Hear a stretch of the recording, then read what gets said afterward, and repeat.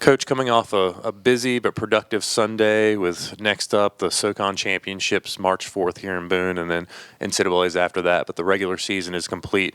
I guess if we can start with a rundown of the regular season finale, 3 duels, 3 wins with Campbell, Presbyterian, and Davidson, and that unbeaten matchup with Campbell, you take it 22-14. What did you think some of the keys were to come out on top in that one? Well, I mean, we knew that was going to be a big match and a highly anticipated match. I think our guys did a good job of getting the momentum rolling in our favor to start with. They wanted to draw, we won the flip, and we chose to start at 125. We felt like, even with Caleb kind of being under the weather last week, it's like we always feel good when we kind of start at that spot and, get the ball rolling. He did a good job, got a good solid victory at 125. And then Ethan Oakley, going out and getting another key win and kind of winning those first 2 matches, took a lot of the wind out of their sails. And then, can't say enough great things about our guys at 49 through 74 that all got bonus points. You got 4 wins in a row and every one of them by bonus points. Really kind of put us in the driver's seat for the duel, and kind of took a little pressure off our 84-97 heavy. Didn't particularly think we competed that well in those 3 weights, but I think we can kind of fix some of those things before the conference tournament. I think where that bonus point stretch started, I think John gets an 8-point win, Tommy gets an 8-point win.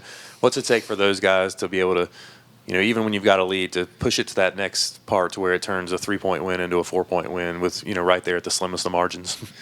Well, I think, that's something we talk about all the time is bonus points matter. Like if you can win a match by 7 points, you got to find a way to get to that 8th point. If you can win by 6, you got to find a way to get one more takedown and stretch that lead to 8 because bonus points matter in duels. And, like for instance, let's say that, like the Carolina duel earlier in the year where we split 5-5 with them, I think we ended up winning by bonus points is kind of what was the key decided factor in that duel. And so, our guys that can get a convincing win, if they can stretch that to bonus points, it matters in the overall duel because you just never know, if you go split with them 5 weights and 5 weights, the team that scores the most points and has the most bonus points are going to win. You have to refocus quickly after that emotional victory against the Presbyterian team that, has a SoCon win this year. Their 125 guy had beaten Campbell's guy. What was it like for you to kind of have to flip that switch and get guys right back on the mat to compete? It was a tough day. I'm going to be honest with you. Sunday is one of the toughest days we've ever had as far as emotions and then being able or having to come back and still perform at a high level after a really key emotional victory in a dual meet over Campbell.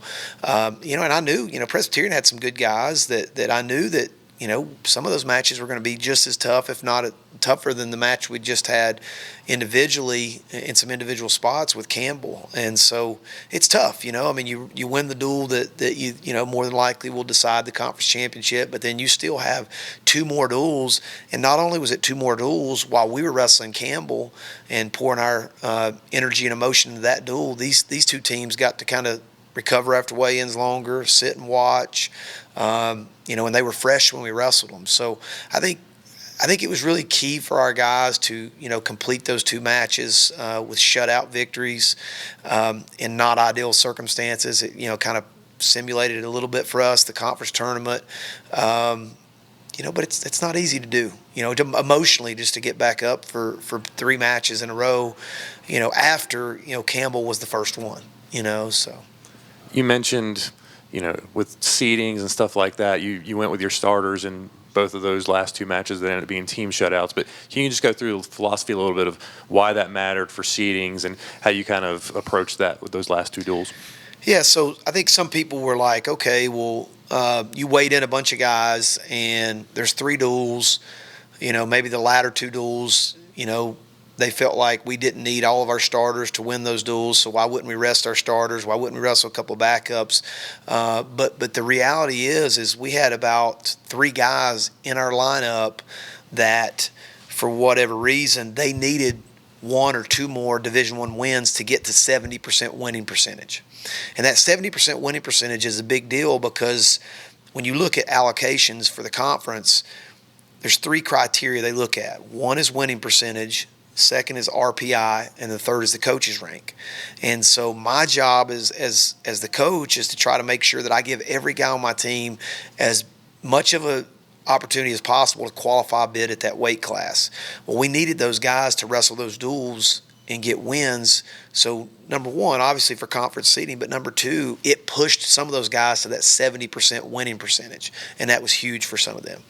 And then a couple other guys, we thought about sitting John out, but John's climbing the top 10 in career wins, and I'm sure he wanted to wrestle to try to get a couple more victories to climb up on that board, and I think he's earned it. And then also I thought it wasn't the intention, but having to wrestle 3 hard matches pretty close together 2 weeks out from the conference tournament is probably a great way to simulate the conference tournament and prepare guys. Coach, we have some questions from the Appalachian. First off, you secured your 6th conference title in 8 years for the regular season. Is there anything that sets this season's team apart from any of the previous title teams? Well, I think this team's probably been the most consistent of any dual meet team that I can remember. I mean, you look back and, we had a really tough schedule. We wrestled, 3 ACC opponents, or 4 ACC opponents, and we split with the 2 ACC opponents. We beat Carolina and Duke, lost, hard-fought matches against NC State and Virginia Tech, who were both top 10 teams. So putting, 4 ACC opponents in our dual meet schedule, obviously that makes it really tough. And then, just our guys were able to perform and be consistent in like some of the highs and lows of the season. That's, sometimes you can have letdowns. And I feel like this is probably the most consistent from top to bottom of any dual meet team that I remember coaching.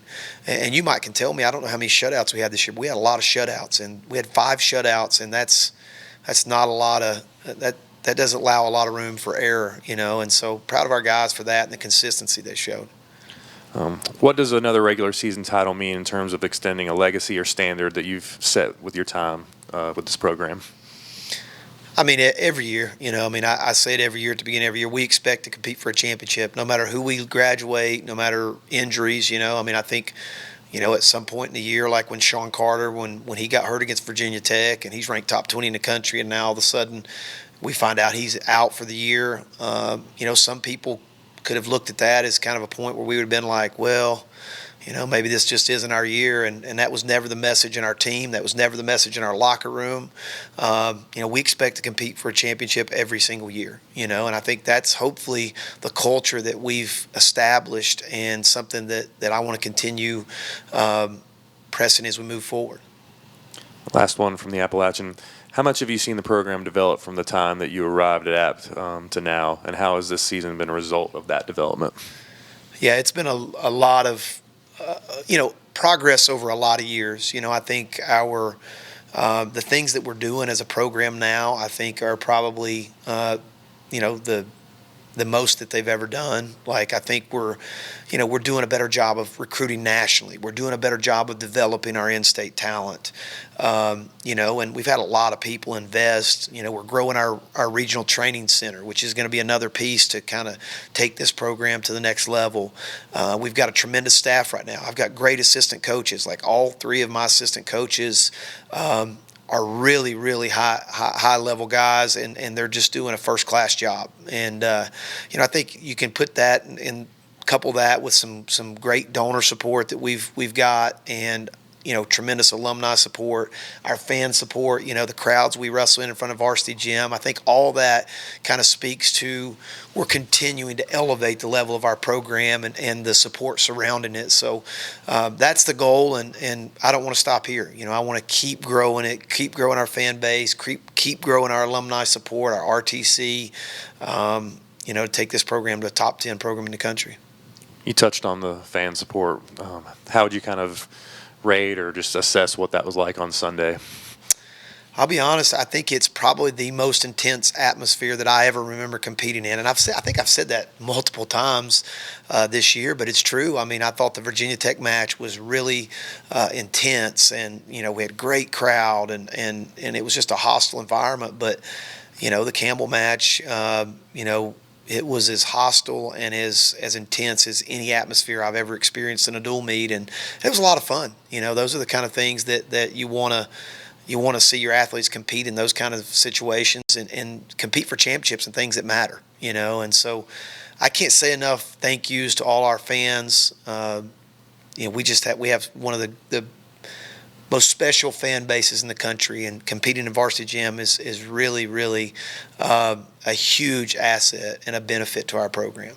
Just last one now, as you look forward toward the postseason, what's now until, I guess March 4th look like as you prepare for a tournament that has a team element, but also a lot of individual stakes for guys trying to get to nationals? Yeah, it's all about getting our individuals ready to go. We've got now, this is where all the individual goals kind of come into place. We got guys that want to be a national champion, All-Americans, conference champions, and so we're focusing a lot on our individuals. We'll train, pretty consistent through the end of this week, and then we'll start tapering off and kind of recovering and kind of specializing, making sure our guys feel good for the postseason, because by the time we get to the end of this week, we're within 3 weeks of the end of our season. It's all about making sure guys are healthy and they feel good. Most of the body of work we've done over the last 11 months is going to be what makes us or breaks us in March. And so, we won't be, after this week, our workouts will be shorter, still be intense, but they'll be, shorter and very detail oriented.